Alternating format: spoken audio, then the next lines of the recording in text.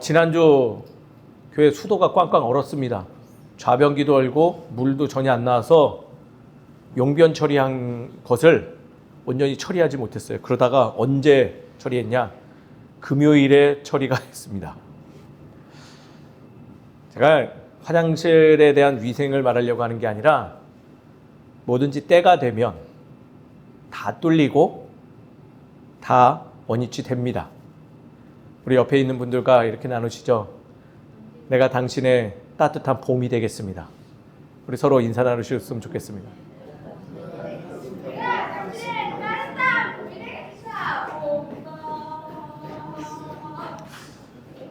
이주영이는 일로 와서 예배 참석하세요. 이주영이는 나와서 예배 참석해요. 이놈 시키죠. 말씀 나누죠. 디트리 본 회퍼 누구신지 아실까요?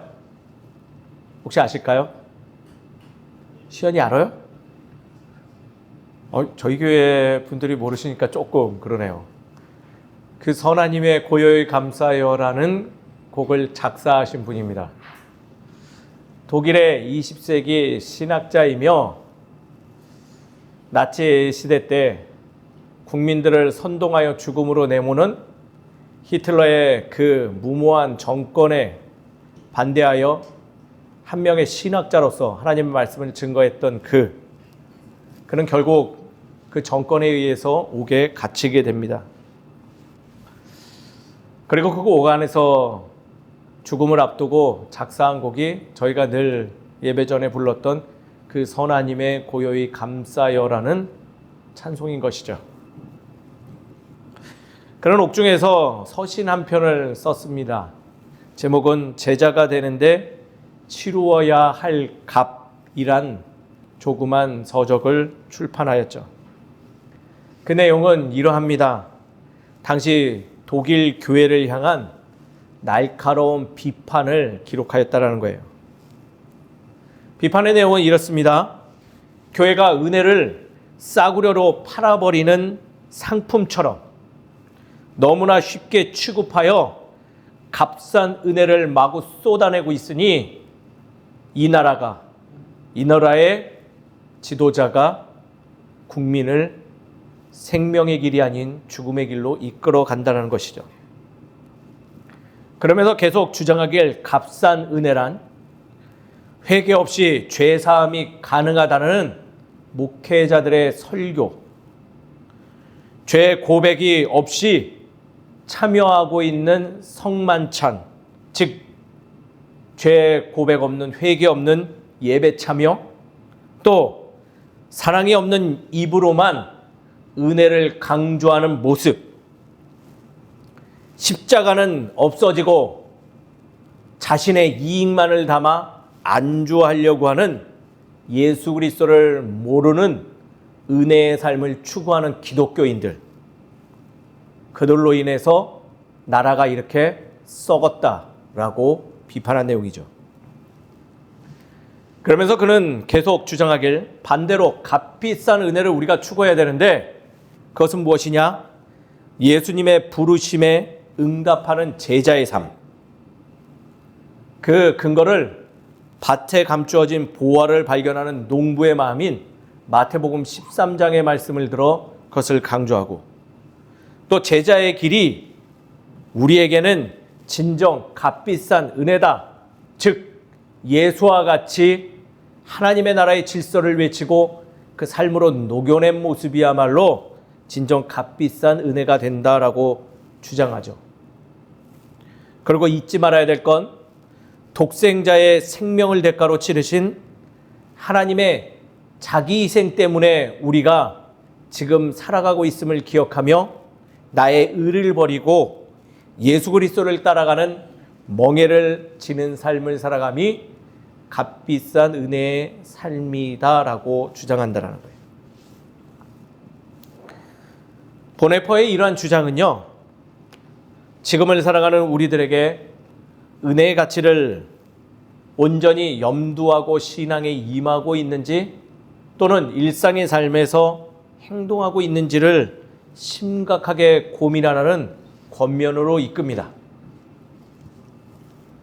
쉽게 말해서 우리가 편하게 하려고 하는 신앙의 삶에 대해서 문제 제기를 하고 우리의 신앙의 모습이 하나님의 의와 조금은 결이 다르지는 않은지에 대해서 살펴보라는 권면과 도전의 말씀으로 다가온다는 것이죠. 오늘 저희가 함께 읽었던 본문의 말씀도 이러한 보네퍼의 마음과 같은 마음으로 쓰여진 내용입니다. 우리에게 참으로 귀한 하나님의 말씀을 알려주는 복된 말씀인 것이죠. 무엇이 그러한지, 무엇이 20세기까지 이르러 그 어려운 가운데서 외치는 자의 목소리와 동일한 내용인지를 우리 다 함께 온전히 살펴보고 말씀을 따라 우리의 신앙을 재점검하는 우리 모두가 되기를 주의 이름으로 축원합니다. 말씀을 살펴보죠. 오늘 말씀은 이러한 내용을 담고 있습니다. 제9시 기도 시간에 벌어진 것이다 라고 기록되어 있죠.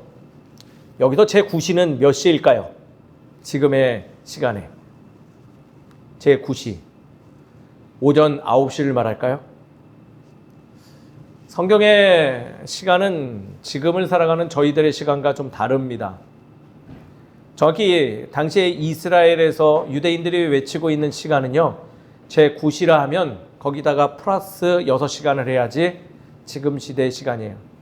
즉 제9시 오후 3시에 벌어진 내용이다 라고 기록하고 있는 거예요.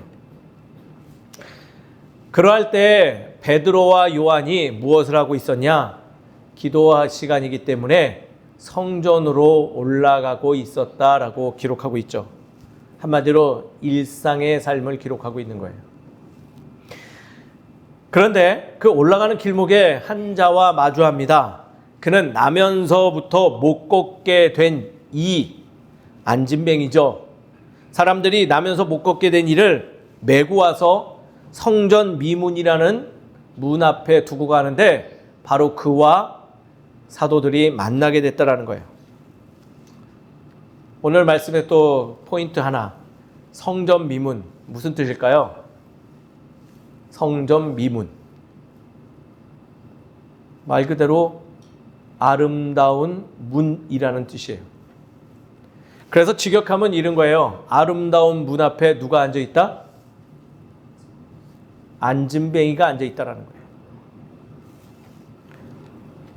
그 걷지 못하는 이가 지금 기도하러 올라가는 베드로와 요한을 향하여서 도움을 호소하였고 그 외침이 그들에게 들렸던지 베드로와 요한은 서로 바라보고 놀란 후에 그를 부르며 다가갔다라는 거죠.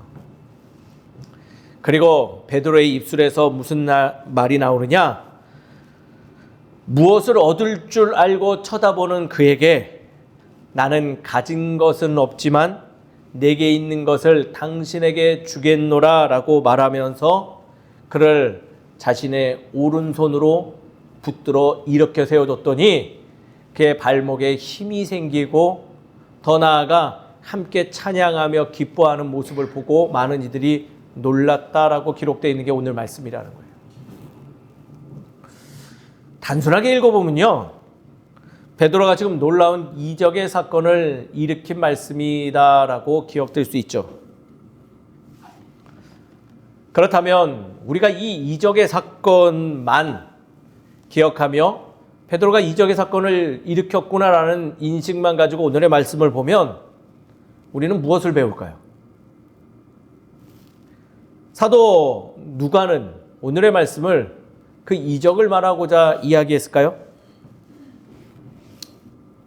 성령의 권능을 받은 이가 특별한 힘으로 다른 일을 도왔다. 단순히 이 일만 살핀다면 사실 어떠한 큰 교훈을 얻지는 못할 것입니다. 그것만으로는 매우 부족하죠. 왜냐하면 우리 모두가 베드로처럼 놀라운 이적을 펼칠 수 있는 이들이 아니기 때문이라는 거죠. 또한 더 중요한 것은 이적을 일으키는 것만이 하나님의 뜻이 아니기 때문이라는 것을 사도 누가는 지금 이야기하고 있다는 거예요. 그것보다 더 중요한 메시지가 담겨 있는데, 그것은 우리가 진정 하나님께 받은 우리 이 일상의 삶에서 어떻게 살아가며 하나님의 말씀을 어떻게 실천하고 살아가는 것이 중요한지에 대해서 말하고 있다는 거예요. 이런 마음을 염두에 두고 살펴보니 참으로 의미 있는 문장이 우리에게 다가옵니다. 바로 베드로의 행동이죠.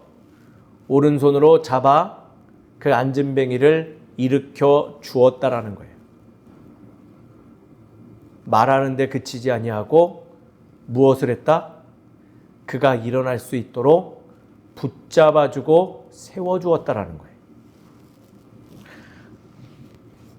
입으로만 외친 것 아니요, 그가 끝까지 일어서고 발목에 힘이 돌아올 때까지 잡아주고 애썼던 그의 일상이 있었기에 안진뱅이가 일어나 찬양하고 예배드리며 모두와 함께 주님의 영광을 드러낸 일에 참여할 수 있었다라는 것을 담고 있다는 거예요. 그게 일상에서 일어난 거룩한 하나님의 사건이라는 것이죠. 그래서 오늘 말씀은요, 굉장히 중요한 메시지를 담고 있습니다.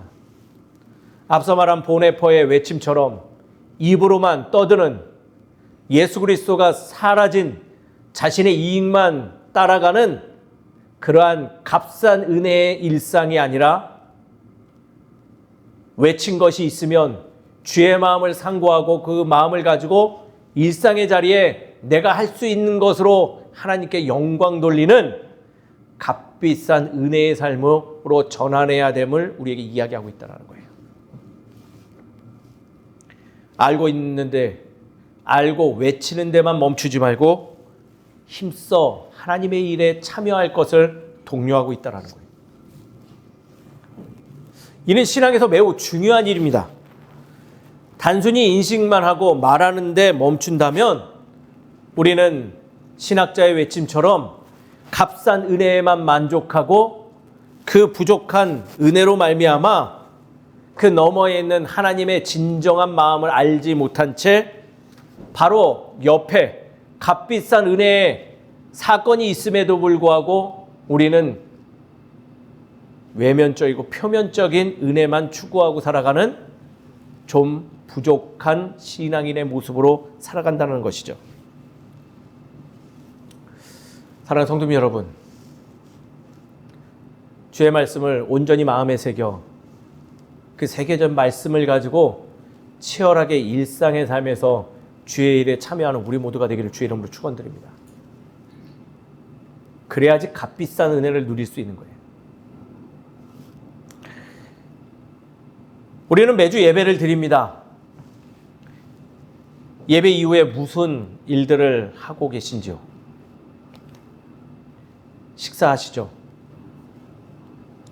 말씀의 교제도 하고 때로는 소그룹 모임도 하시죠? 좋습니다. 영의 양식도 중요하듯이 육의 양식도 중요하니 식사하는 거 참 좋은 일이죠. 그리고 나눔도 가지고 함께 모여 설거지도 하고 마음의 이야기들도 하고, 그 다음에 남는 것이 무엇일까요?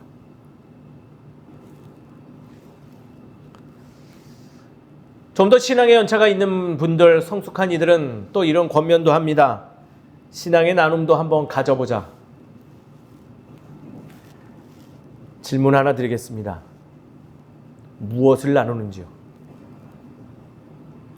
무엇을 나누고자 하십니까? 우리는 그러한 모임에서 무엇을 나누는 것이 하나님의 뜻과 합해지는 모습일까요? 한번 질문 드리고 싶어요. 그날 설교 들은 말씀이요? 죄송하지만 그건 아닌 것 같습니다. 왜냐하면 시간이 흐르면 설교 비판의 자리만 되니까요.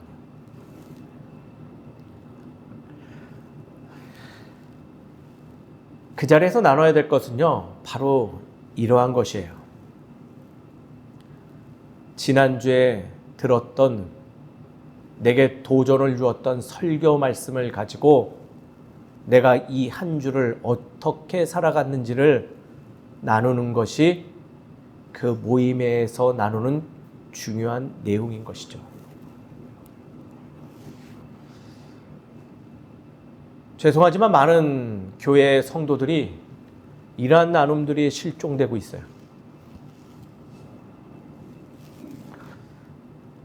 오늘 말씀 좋았어.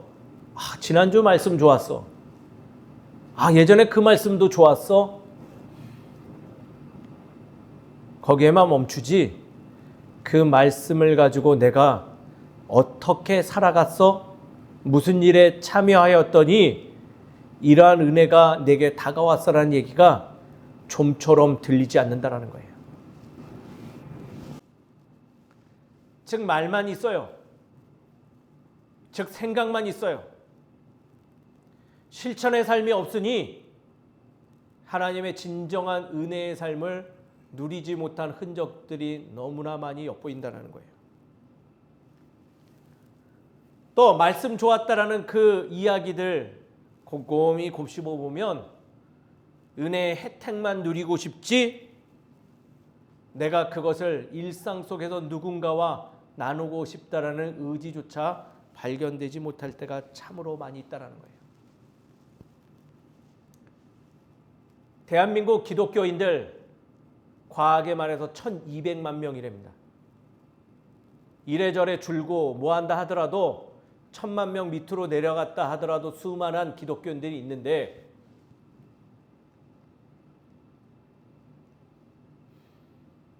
지금 사회에서 무슨 영향력이 있습니까?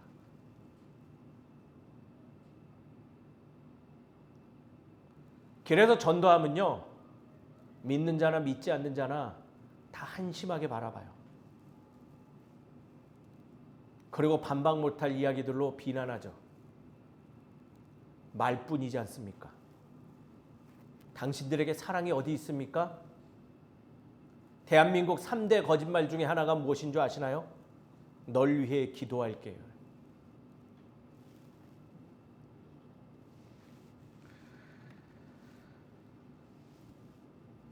이러한 모습들은요, 우리가 반성해야 될 모습이죠. 보네퍼의 외침처럼 값싼 은혜에만 감동하여서 입으로만 멈춰 있고, 그러한 값싼 은혜에 중독되니 자꾸 이상한 사람들로부터 선동이나 받아 하나님이 원하시지 않는 자리만 가고 있는 우리들의 모습들. 그러나 우리들에게 오늘 말씀은요, 중요한 이야기하고 있는 거예요. 은혜의 가치는 내가 누리고 살아간 것을 나눌 때 발생합니다라는 핵심 중에 핵심의 내용을 누가는 지금 우리에게 이야기하고 있는 거예요. 나에게 감동을 주고 도전을 주었던 말씀, 부족한 나를 움직여 능히 감당하지 못한 일들에 참여하게 하는 그 모습, 그리고 그 삶을 누군가와 나눌 때 예수 그리스도께서 살아생전 보여주셨던 그 능력의 사건들이 나의 일상에서도 동일하게 드러남을 지금 이야기하고 있다는 거예요. 저는 오늘 사도 누가의 이 주장이 참으로 맞다라는 것을 일상에서 발견해요.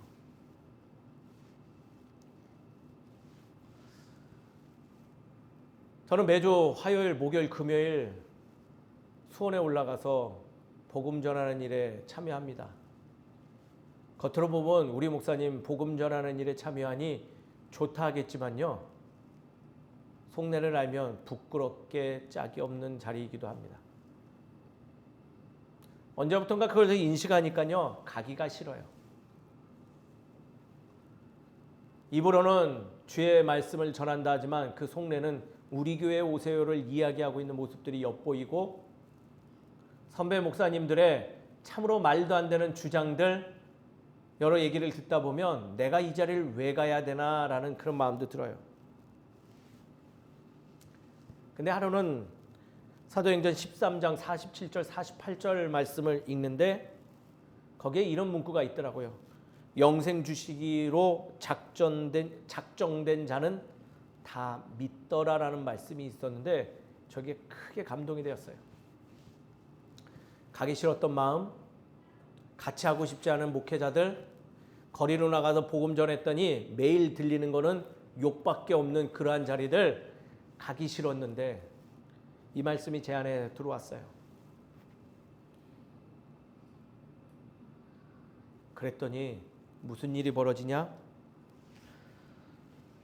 사람들을 바라보는 눈이 달라지기 시작해요. 하루는 전도엽서 주면서 아유 또 욕하겠지, 저분 또 그런 분이겠지라고 했던 내가 피하고 싶었던 이들로 향하여서 눈이 돌아가기 시작해요. 당황스러워하는 아이들의 눈빛들, 곤란한 일을 겪어 방황하는 이들의 모습들이 보여지며 평소에 저라면 다가가지 않았던 제가 말씀을 품고 몸부림쳤더니 다가가기 시작한다는 거예요. 이번 주에 한 분이 저에게 커피를 사주셨어요. 생판 모르는 분이. 전도엽서 한 장 들고 가서 이야기를 들려드렸더니 고맙다 하시며 커피를 사주고 자신이 신앙은 없지만 무신론자였지만 당신의 말을 듣고 한 번쯤은 애쓰시는 그 모습이 진정성이 있어 보여 자신이 교회에 가겠노라 하더라고요. 제가 한 게 하나도 없어 보였어요.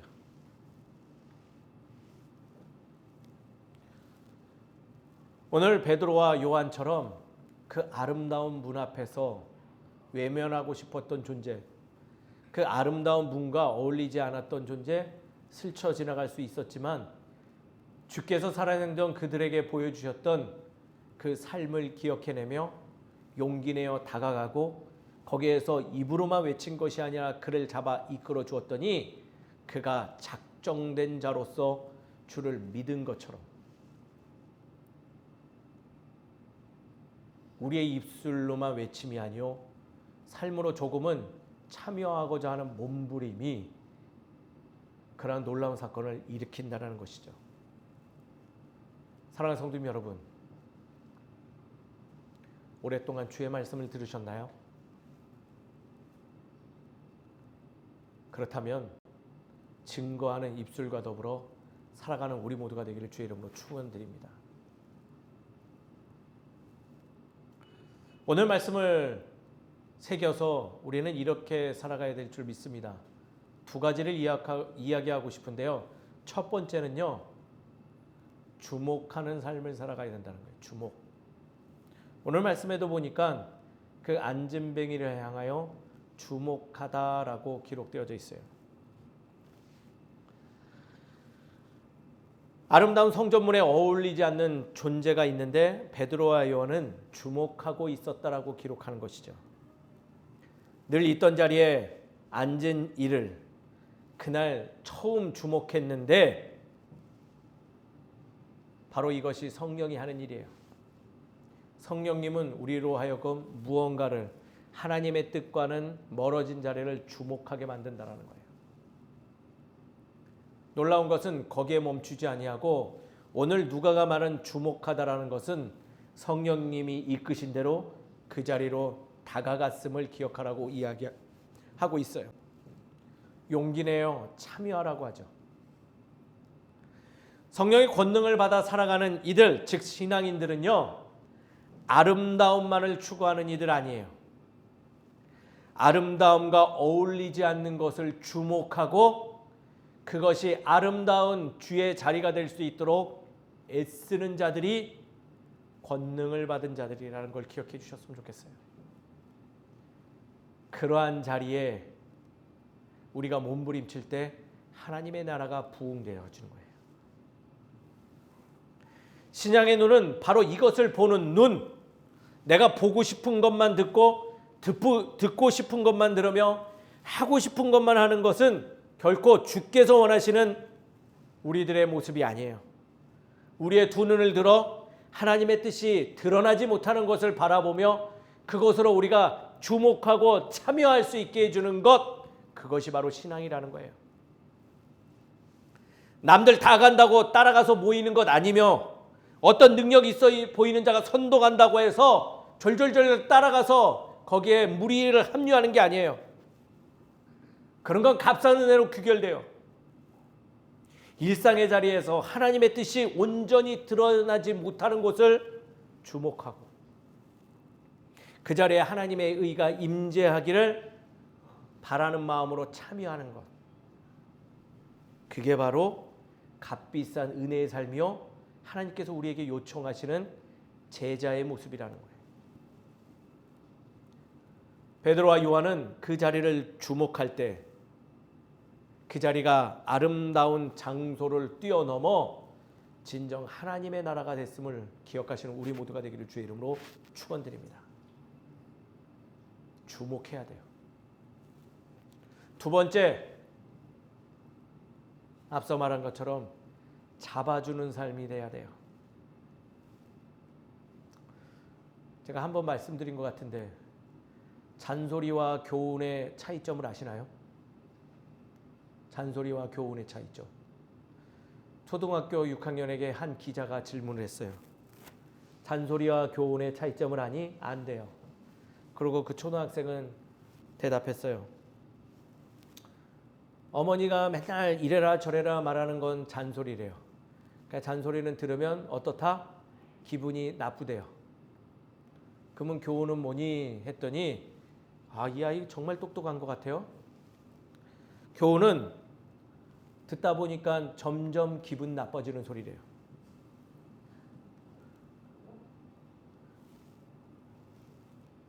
말뿐인 것은요 그리 도움되지 않아요. 뭐로 가도 기분만 나빠져요.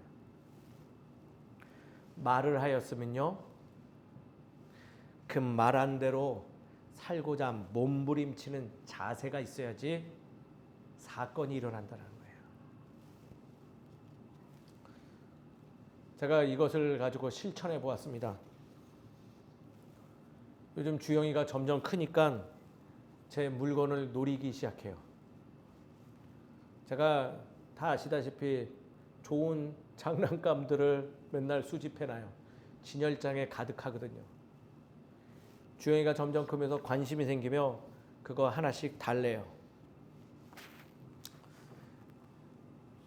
줘야 될까요? 말아야 될까요? 임집사님 줘야 되나요? 말아야 되나요? 질문을 잘 알아들으셔야 돼요. 조은희 성도님, 주어야 될까요? 말아야 될까요? 나중에 결국 주게 되지 않을까? 안 주고 나중에 결국 주게 되지 않아요. 아닙니다. 그런 게 답이 아니에요. 최 집사님 어때야 돼요? 이럴 때는요. 안 줘요. 안 준다. 예, 저도 안 줬어요. 안 주고 숙제를 하나 내줬습니다. 아들아, 이건 지금 줄 수 없어. 네가 감당하기에 너무 비싸. 근데 제가 숙제를 하나 내줬어요. 네가 이제 5학년 올라가니까 이 시간 약속을 잘 지키고 엄마의 말에 잘 순종을 하면 될 거야. 이 숙제를 왜 내줄까요? 안 주려고 내줬어요. 근데 놀라운 기적이 일어났어요. 이것이 그날부터 삶이 변했어요. 이주영이가 요즘 엄마 말을 잘 들어요. 그리고 참 제 아들이지만 디스하게 그런데 되게 지저분하거든요. 뭘 먹으면 맨날 입에 뭐 묻히고 그래요. 근데 한 번 말했더니 요즘 입을 닦고 먹어요. 운동도 열심히 해요. 바뀌더니 저한테 요청을 하더라고요. 아빠, 내가 요즘 이렇게 노력을 하니 그걸 주셨으면 좋겠어요. 눈물을 머금고 꺼내줄 수밖에 없었습니다. 그게 기적이 아니에요. 며칠 뒤에 아내의 이야기를 들으면서 감동이 밀렸어요. 등교하는데 주영이가 엄마한테 이런 말을 했대요. 엄마, 아빠는 약속을 잘 지키는 사람 같아. 나도 아빠처럼 약속을 잘 지키는 사람으로 크고 싶어라고 이야기했대요.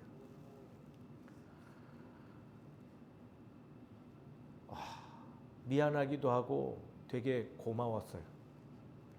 나는 안 주고 싶어서 잔머리 썼다가 당했다고 생각했는데 말하고 실천한 것이 그 아이에게 이러한 놀라운 힘을 주어줄 줄은 전 미처 생각하지 못했거든요. 전 신앙도 이와 동일하다 생각되어져요. 우린 완전하지 않고요. 완전하게 살아가지도 못해요. 그러나 몸부림은 칠 수는 있다 생각되어집니다. 어떤 몸부림이요? 하나님께서 말씀으로 우리에게 제시해 준 그 자녀된 삶의 모습. 기회가 오면 돕겠다가 아니라 주께서 하셨으니 나도 해보겠다는 마음으로 누군가를 잡아주는 삶. 놀라운 것은요, 주님께서 우리를 잡아주셨으니 그 강한 오른손으로 잡아주셨기 때문에 우리가 살아가잖아요. 우리도 누군가에게 주목하고 찾아가 나의 미약하지만 작은 손을 내밀어 잡아주면 반드시 그도 나와 같이 발목에 힘이 생겨 일어날 줄 믿습니다. 사랑하는 성도 여러분, 잡아주시는 삶을 살아가십시오. 누군가 곁에 있어주고 기다려주며 그가 일어설 때까지 힘이 되어주는 우리가 되기를 주의 이름으로 축원드립니다. 말씀을 정리하죠. 우리의 신앙의 삶은 어떠합니까? 하나님께서 허락하신 충만한 은혜의 삶입니까? 혹시 값싼 은혜의 삶을 살고 있지는 않으신가요? 그렇다면 하나님께서 요청하신 대로 값비싼 은혜의 삶을 살아가는 그 일상으로 전환하는 우리 모두가 되기를 주의 이름으로 축원드립니다.